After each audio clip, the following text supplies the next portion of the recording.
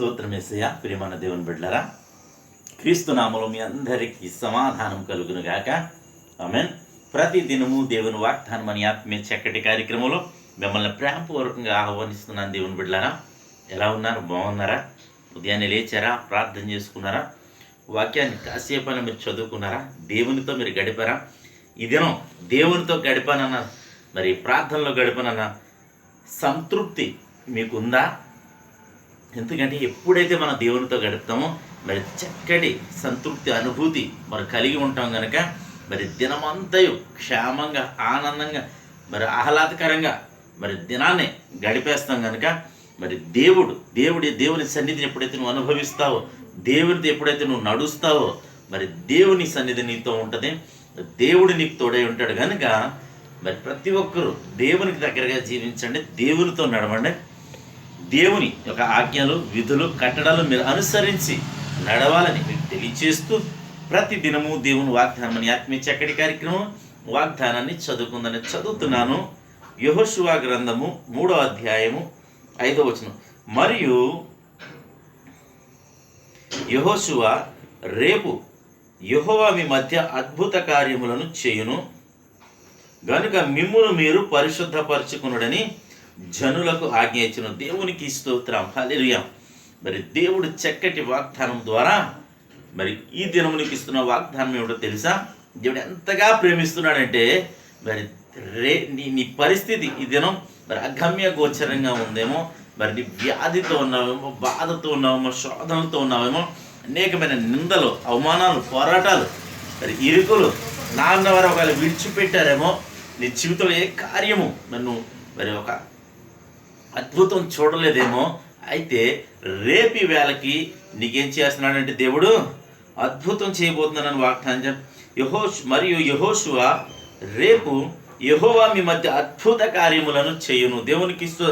దేవుడు మీ జీవితంలో రేపటికి అద్భుత కార్యములు చేయబోతున్నానని వాగ్దానం. ఈ దినం నీకున్న పరిస్థితి రేపు ఉండదని దేవుడు వాగ్దానం చేస్తున్నాడు. నీ వ్యాపారంలో ఈ దినం లాస్ అయిపోయిన పరిస్థితుల్లో రేపటి దినం నువ్వు అద్భుతం చూడబోతున్నావు, మరి ఆశీర్వాదాన్ని చూడబోతున్నావు వాగ్దానం. ఈ దినం ఒక వ్యాధి బాధలతో ఉన్నావేమో, రేపు నీకు రేపు స్వస్థతను దేవుడు అనుగ్రహించబోతున్నాడు. అలాగే ఈ దినం ఆ నిందలు, అవమానాలు, పోరాటాలతో ఉన్నావేమో, రేపటి దినం నిన్ను మరి ఘనపరచబోతున్నాడు దేవుడు అని నీకు తెలియచేస్తున్నాడు. కనుక ఎప్పుడు ఘనపరుస్తాడంటే, ఎప్పుడు విడిపిస్తాడంటే, ఎప్పుడు నీ జీవితంలో అద్భుతం జరుగుతుందంటే కింద మాటలు కూడా మనం విడిచిపెట్టకుండా చదువుకుందాం. ఏమంటాడంటే, మీ మధ్య అద్భుత కార్యములు చేయను గనుక మిమ్మును మీరు పరిశుద్ధపరచుకున్నాడు. దేవునికి స్తోత్రం. ఏ పాపం నీ జీవితంలో అద్భుతం జరగకుండా అడ్డగిస్తుందో, మరి ఏ శాపము మరి నీ జీవితంలో ఒక అద్భుతం చూడకుండా, మరి ఆశీర్వాదాన్ని చూడకుండా అడ్డగిస్తుందో, మరి దాన్ని నీవుగా మరి దాని నుంచి నువ్వు దూరం అవ్వాలి, నిన్ను నీవు పరిశుద్ధపరచుకోవాలి. కనుక ప్రియమైన దేవుని బిడ్డలారా, ప్రతి ఒక్కరూ మరి దేవునికి దూరం చేసే మరి పాపం ఏదన్నా ఉందా, దేవునికి దూరం చేసే మరి వ్యతిరేకత నీ జీవితంలో ఏమన్నా ఉందా, ఆశీర్వాదాన్ని, అద్భుతాన్ని పొందకుండా చేయు మరి పాపం నీ జీవితంలో ఉందా, అయితే నిన్ను నీవు పరిశుద్ధపరచుకో. రేపు ఈ దినం పరిశుద్ధపరచుకో, దేవునితో నిబంధన చేసుకో. రేపే నువ్వు అద్భుతం చూడబోతున్నావని నీకు తెలియచేస్తూ దేవుడి మాటలు దీవించునుగాక. ఆమెను ప్రార్థన చేసుకుందాం. స్తోత్రము తండ్రి, వందనాలు యేసయ్యా.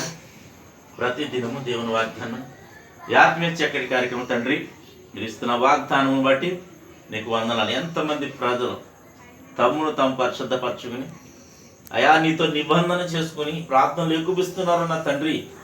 ప్రతి ఒక్కరి జీవితంలో రేపు సమయాన్ని గల ఒక అద్భుతం జరుగును కాకని ప్రార్థిస్తున్నాం.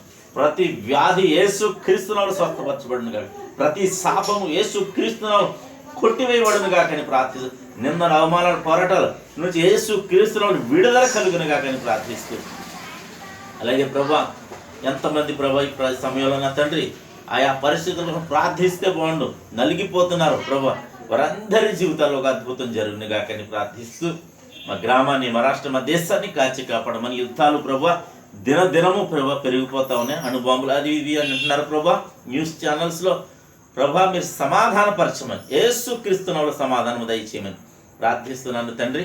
అలాగే ప్రభా ఈ దినం పెళ్లి రోజు కానీ పుట్టినరోజుగా జరిపించుకున్న బిడ్డల్ని యేసు క్రీస్తునామములో దీవిస్తున్నాను తండ్రికి స్తోత్రాలు. మీరును దీవించమని, అలాగే ఇద్దరు బిడ్డలు చేయి ప్రయాణాల ప్రయత్నాలు రాకపోకల సమస్తములు మీరే తోడండి మహిమ పొందమని యేసు నా పెట్టాడుచున్నాను పరమ తండ్రి.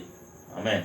నేను నమ్ముతున్నాను ప్రియమంది బిడ్డలారా, ప్రభు మీతో మాట్లాడి మిమ్మల్ని బలపరిచారని నమ్ముతున్నాను. కనుక ప్రతి ఒక్కరూను మరొకరిని మీరు బలపరచండి, తద్వారా మీరును సేవలో పాలిభాగస్తులు అవుతారని తెలియచేస్తూ దేవుడు నిన్ను నీ కుటుంబాన్ని దీవించునుగాక. ఆమేన్.